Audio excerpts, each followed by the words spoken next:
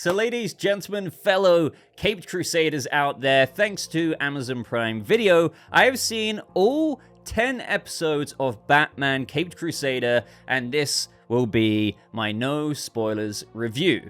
And as I always say, I just want to put this out there right at the beginning with my no spoilers reviews. When I say no spoilers, I really do mean that. I will give you as comprehensive as an impression for going into Batman Caped Crusader as I can. View this as a bit of a companion piece, appetizer going into your own experience of the show. And I don't want to waste anyone's time here, so where do I begin? And I've got a ton of notes on my screen here, and I think a lot of it is going to be honestly just getting into Batman himself.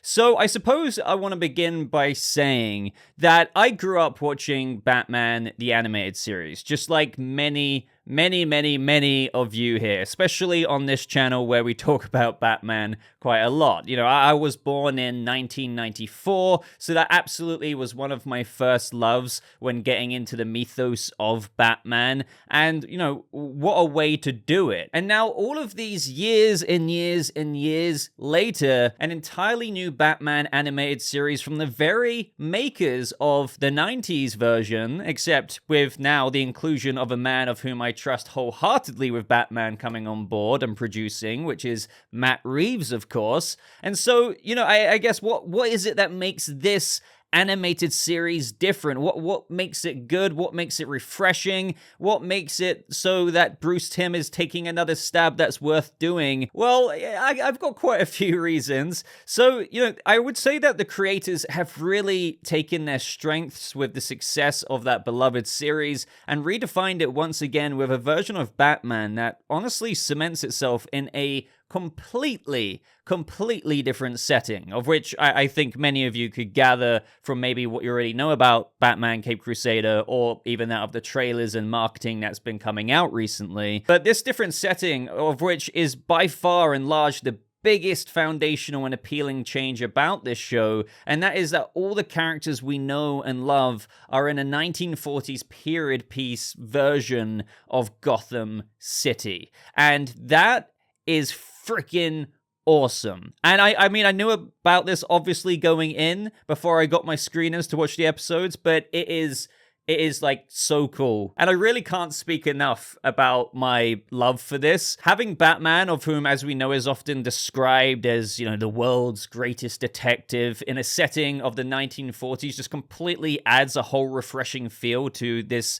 new stab at an animated series and the way that Batman, I guess, can even go about handling things. I mean, you guys have seen for yourself in the trailer, you know, for example, the Batcave itself is still a Batcave, but yet completely different. It's all relatively low tech, of course, with the limitations of the 1940s. There's no Bat computer. Instead, there's kind of like libraries and bookshelves to help aid Batman's detective skills with research. There's a literal microscope when it comes to Batman's forensic skills for evidence. There's a glass board with a map of Gotham to track the various activities of criminals with just simply highlighting things with a marker. It's very bare bones, and that's very refreshing. And it's really great seeing just Batman tackle his vigilante career in a noir detective way, and all of this really does play into that quite a bit.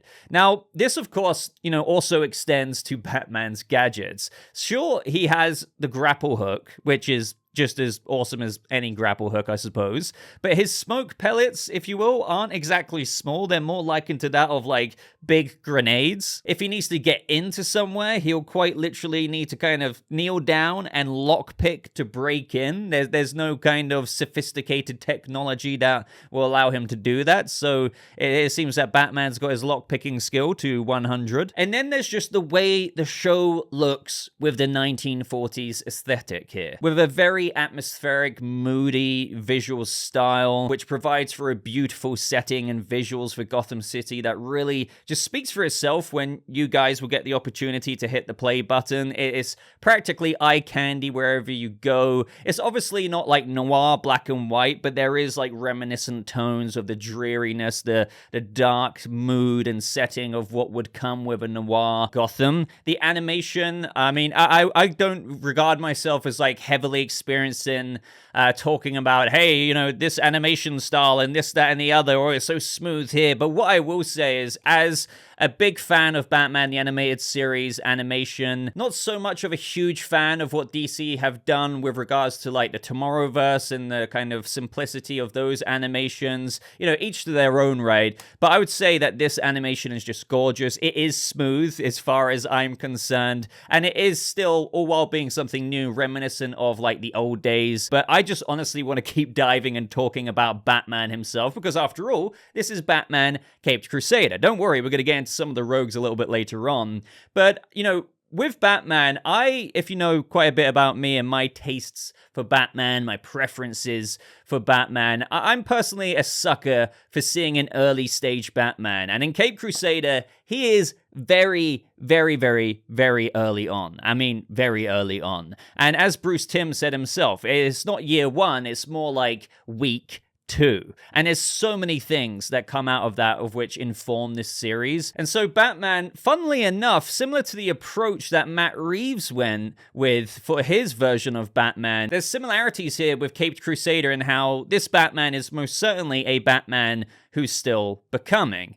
And this allows Batman and Caped Crusader to undergo a bit of an arc that, yes, parallels Matt Reeves' The Batman movie and where he's coming more into his own, but for the most part, he's what I would say a vigilante in absolute workaholic mode. And having Batman this early on in week 2, if you will, also provides us just this Batman who is quite brutal. He's undefined, like completely undefined, and one who just has this tunnel vision with regards to his war on crime. And you've probably seen that clip of where, just an example here, where he kind of like tail whips these 3 criminals with his Batmobile. And, you know, he doesn't kill them as much as lots of people said, oh, he's clearly killing them there. But I would just say, you know, a lot of broken bones. And in a similar way to what Matt Reeves was trying to get across with Robert Pattinson's Batman in that beginning fight scene in the movie, he just really doesn't hold back. He is brutal. And I really mean this when I say Batman doesn't care. Like, Batman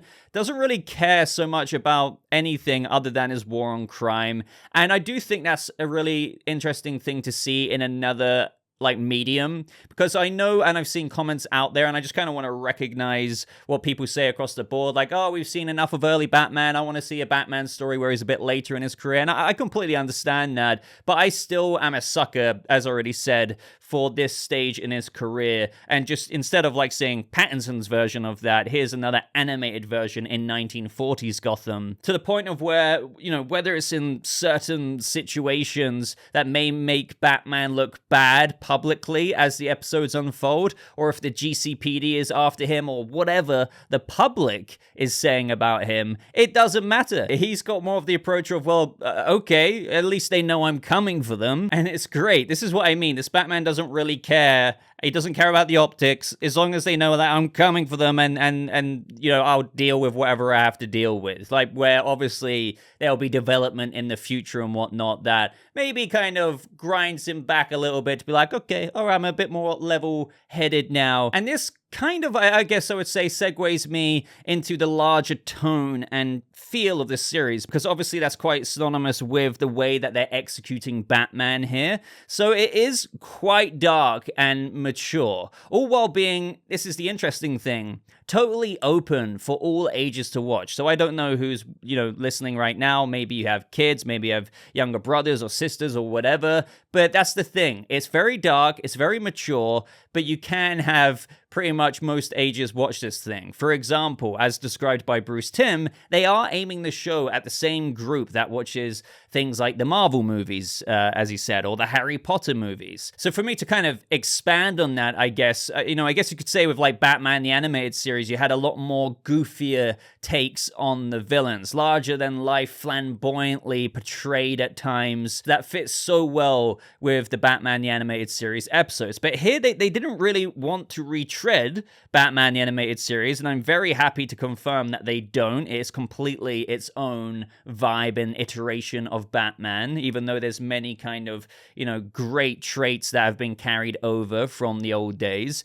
And so there's a lot more, you know, overall of a stern portrayal from the characters and the episodes in its entirety that provide for more of this psychological and sophisticated storytelling, whether that's with the crimes themselves, the psychology that we get into with the characters from Bruce Wayne and Batman, and to that of the Rogues Gallery. I suppose another example I could give you is in that of the 90s animated series. All while that did explore themes and tones that got dark, and I'm not disregarding that at all, you did have, for example, with Clayface, the giant shape-shifting blob monster. But in this iteration, in one of my favorite episodes, in episode 2, you have the Golden Age serial killer Clayface that is just a lot more darker, and it just fits in perfectly with the lens of the 1940s noir tone that they're going for. For example, you see with Catwoman, don't get me wrong, Catwoman's very Catwoman, but she has a great 40s-esque design, and the same is mirrored onto a lot of the, I mean, obviously, this is 1940s Gotham. But again, portraying Clayface as the Golden Age version of himself as a serial killer, and as that episode unfolds, you're like, okay, this is pretty dark in comparison, even though they got into the feels, if you will, for Basil Karlo in the 90s animated episodes. It's just, there's a dial turned up on the twisted nature of things in this series, all while, again, a kid can watch it. So there is, I guess in conclusion there, a nuanced sense of complexity that will absolutely be identified by adult audiences, whether that's in various scenes with the dialogue and the way things are executed, but it can also be easily watched by kids for everything else, with perhaps the former maybe, you know, flying over their heads, and they're just more engaged in seeing all the Batman things and the villainous Rogues Gallery things unfold on their screens, if you know what I mean. But just to be clear, it's without a shadow of a doubt a lot more of a darker themed series. But of course, before I forget, I need to talk about the voice of Batman, arguably one of the most important things that they need to nail. Hamishlinklater, very happy with him. Now, I have to admit, I feel like maybe a bit biased going in, wanting to really like Hamishlinklater because I'm quite a big fan of his. I loved him in Midnight Mass on Netflix, for example. And I remember when we first got that cast reveal trailer where Hamishlinklater reveals each cast member in the Batman voice. And it did, as I said back then, it just felt quite off to me. The redeeming factor was when he nailed the I'm Hamishlinklater and I'm Batman line at the very end. My biggest issue was that his voice sounded quite wobbly when he was trying to go deeper for Batman. But in the show, he sounds great. Absolutely freaking great. And all of the cast do, by the way. Like, I really do mean that. From, like, the Rogues to all the other characters like Harvey Dent, Renee Montoya, Barbara Gordon, Jim Gordon, the list goes on. But don't worry, if you've got any concerns about Hamishlinklater, do not worry. He does an excellent job with both his Batman voice and the difference between his Batman voice and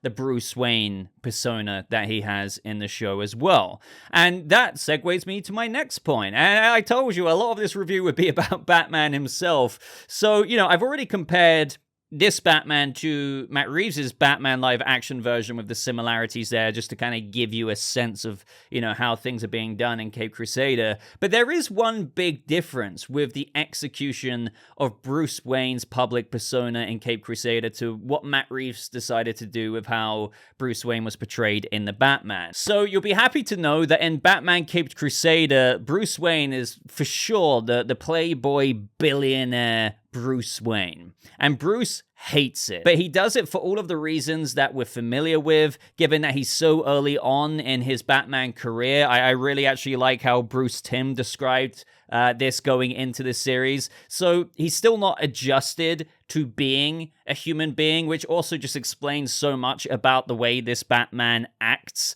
throughout the 10 episodes. And so at this point, you know, there are similarities with Reeves' approach. He's emotionally closed off, just how Pattinson's Bruce was early on in, well, for a lot of the movie, but obviously he went through that arc by the end and he started to open up a little bit more. But, you know, in this one, behind closed doors, obviously when he doesn't have to put on the charming Bruce Wayne playboy persona, when he's just talking to Alfred, he's pretty damn cruel and cold to Alfred. Like, seriously, it's almost jerkish. But you know why? Because all he can feel inside and out, or know how to be, is Batman. And to be quite frank here, to summarize it, and this isn't a bad thing, by the way, because again, there's very specific intention behind this, but this Batman, he's actually quite unlikable as much as you do like him, because obviously you see Batman doing badass Batman things. You're like, damn, yeah, this is cool. I really like Caped Crusader's Batman. But on the other side of things, it's like if you evaluate it and you're being objective, you'd be like, yeah, like this guy, even as Batman, he can be a jerk. He's very blunt. He's very cold. And obviously that's quite a difference between, you know, Kevin Conroy's Batman that we got in the 90s animated series, because Bruce Wayne and as Batman, they still incorporated the fear, the terrifying approach of Batman, but he was very warm-hearted a lot of the time to the people that he was helping. But as we know with Bruce Wayne and Batman, and God knows how many iterations there's been, he has been known, whether that's from the Bat family to whoever else, as being quite cold at times, and they basically just capitalize on that, but very appropriately given where he's at in week 2. But what I really like about this is that it does open up room for mild development in Bruce Wayne's personal character arc that you can see going on internally as a result of how, because he's unable to really deal with the trauma that he's been through in his childhood, you do get these like various little facets involved with that, which is revisited upon slowly but surely throughout the 10 episodes without giving too much away here. And it just makes me want more and more seasons to watch this character grow more and more into the Dark Knight, but also more into his own Bruce Wayne through processing so much that he has to process. Now, as for like the overall feel of the way the episodes unfold, I really liked the structure of Caped Crusader. Given that they're fairly short episodes, I would say similar in length to Batman, the animated series, being a good example here, just around 23, 24 minutes. And as a result, they're very engaging and plot driven. There's not really so much room for anything other than that, which is why I personally enjoy shorter series overall. It leaves less time for filler. Each episode you feel sucked into, because again, when things are just plot driven, it's only 10 episodes, they're 24 minutes at a time. It's like, okay, you're going from beat to beat to beat to beat. You're always engaged. You're always entertained. You're always engrossed with what they've, specifically catered for you to see each and every episode along the way. Now, you basically like get introduced at the beginning to the episode's central story surrounding said rogues gallery villain. Then you kind of get the investigation unfolding, perhaps maybe a confrontation here and there, and then things ramp up to that kind of final confrontation and resolution to the episode. And you also, at the same time, have this persistent storyline weaved throughout the whole 10 episodes, and without saying too much, very interestingly surrounds Rupert Thorne, Harvey Dent, obviously the GCPD sights on the Batman and whatnot. So I'm not saying it's like, okay, this episode Rogues Gallery, next episode Rogues Gallery, without a story in between. No, there is like a story that is still maintained, all while there's this like thing to tackle each and every episode. Given that all of these episodes are releasing at once, it's extremely easy to binge. And I know not everyone has the time to do that, so I guess beware of spoilers online maybe, but with episodes only being around 24 minutes on average, you'll find that you've probably watched 4 of them in a row very easily before you know it, if you know what I mean. And don't get me started on the score, because my God, the score is so good. Like, I am a sucker for music. It is so integral to any media or movie or TV show or whatever. It really just adds so much in there, and it's so pivotal to giving a Batman series its identity. And again, Frederick Wideman here did an absolute stellar job. Now, whether it's like the ambient score that happens, not in action scenes and just kind of the atmosphere of Gotham, or going from scene to scene to when things are ramping up, all I can say is that it's exactly what you would want from a Batman animated series. And I know I'm kind of hyping up quite a lot here, but you're just gonna have to trust me. You'll know what I mean when you hear it. Now, finally, as for other characters such as the Rogues Gallery themselves. So obviously I can only say so much here because I don't want to give too much away, but I can for sure give you a taste of what to expect with Caped Crusaders, I would say, innovation on classical characters. So one thing I'll start off by saying is that I'm really happy that season 1 also focuses on what I guess you could say is like lesser popular Batman villains and giving them a chance to shine while also being complemented by more widely known ones. You know, I mean, of course you have Harvey Dent Two-Face or the Penguin in this, or Harley Quinn, and then there's Selina Kyle, and they're obviously very popular Batman characters. But Caped Crusader also puts the focus on a take on Clayface, as I mentioned earlier. You also have Natalia Knight, aka Nocturna. You have the spooky, creepy gentleman ghost, where things get into the supernatural side of things. You have Onomatopoeia, among others. And you may have already heard from various interviews as well that they change things up with some characters in this iteration, labeled as a bit of a flip with this version of some of the Rogues Gallery, and I would say that they do for sure do that. Now, without getting into spoilers with how they go about doing that, for me, you know, and there's been a bit of a topic coming out since we learned more details about Harley Quinn from various articles online, but what I will say is, for me, if you're doing something different here, right? So this is quite literally an Elseworlds project, isn't it? Like, you have a 1940s Batman series. It's an Elseworlds story. I would say that begs for some innovation and borderline reinvention of some characters to do, to justify the very existence of taking another stab at them. And in fact, I really liked what they did. So I guess a prime example of this would be Dr. Harleen Quinzel. And since Bruce Timm co-created the character, I think he probably has, you know, more than enough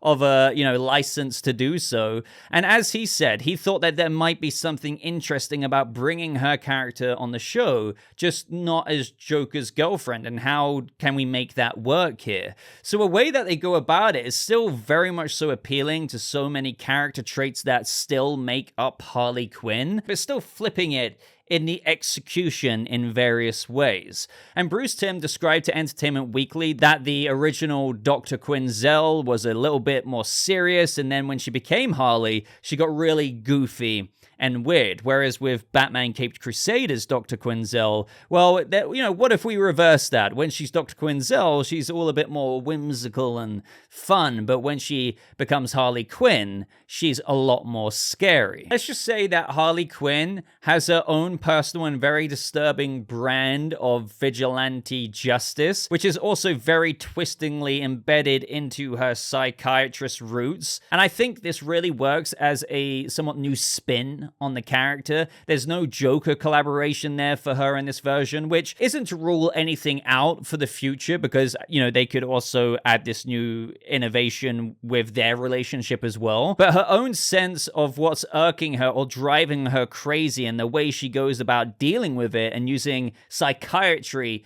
as a weapon here, it will be, I'm like super interested to see what you guys think when you see it yourself. And then there's, you know, Harvey Dent. He's another great example of whom in various iterations is hailed as, you know, Gotham's White Knight before delving into his downfall as Two-Face. Now, don't get me wrong, like, Harvey is most certainly Harvey Dent in this, but they do change things up in a similar way to Harley Quinn when it comes to, like, the typical execution of the character that we're familiar with in super traditional canon. So he's still DA, District Attorney, and, you know, Two-Face is still a bad guy. Like, you know, don't get that twisted. But let's just say, much like how he flips the coin, they do a similar thing with his story. Like, beforehand, he uses his position as DA in not so much of a white knight kind of way, and afterwards he is then still all about asserting his own personal sense of justice. I want to say more, but, you know, you're going to have to see it for yourself. But if you had any apprehensions, what I would say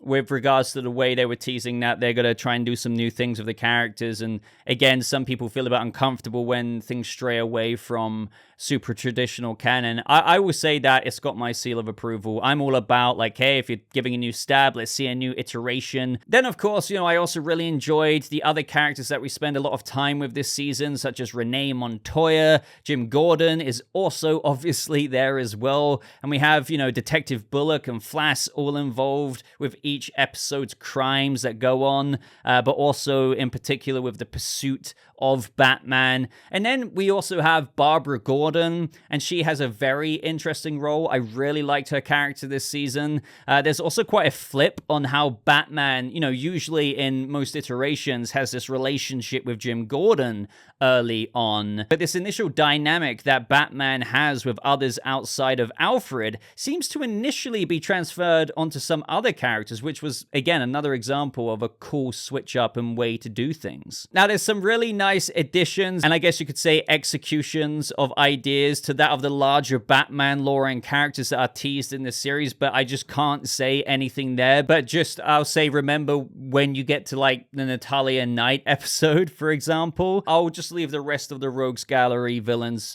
for you to experience. But I trust that I've got like the impressions across with how they've done some of them. And as for like the way the season ended, the way I felt about Caped Crusader after the 10 episodes were over, I wanted more. Like, I want more Caped Crusader. There's plots that can most certainly be continued. Like, they're not planning on just self-contained, like, ending it there for, like, a one-off thing. Let's just say it wasn't renewed. No, they have 1,000% intentions to continue if we're lucky enough to get a season 2. And absolutely do not miss out on the final scene of episode 10. It's, definitely like, oh, damn, okay, I need to see that episode happen in the future with what they teased there.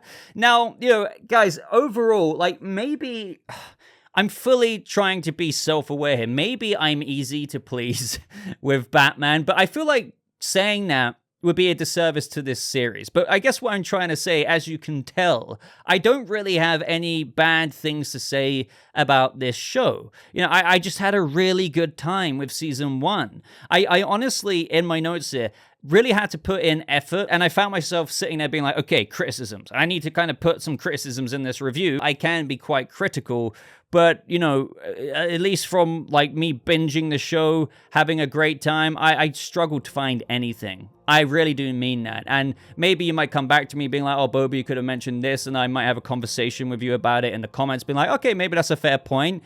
But this should really speak to how happy I was with Caped Crusader. But honestly, guys, I think you'll all have a great time with Batman Caped Crusader. I mean, if you're even remotely looking forward to it, and you're even to that of excited to see it, I don't want to overhype it, but I think you guys will have a great time. I mean, to the point of me saying I'll be pretty hard-pressed to believe that, if you're a fan like myself, that you wouldn't have a great experience. And I mean, I can't guarantee it, obviously, but if you know me, and that I liked it, and you trust my judgment here on this channel, I think there's a high chance that you'll have a great time with it as well. So with that being said, ladies and gentlemen, that is the end of my no spoilers, long-ass no spoilers review for Batman Caped Crusader, coming out on August 1st on Amazon Prime Video. I am gonna love and leave you now. So honestly, I would really appreciate a like on this video if you did enjoy it. Consider subscribing, of course, for more videos just like this. But until next time, guys, I can't wait for you guys to see Caped Crusader yourself. But until then, I hope you have a lovely rest of your day,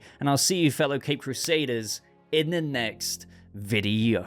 Goodbye.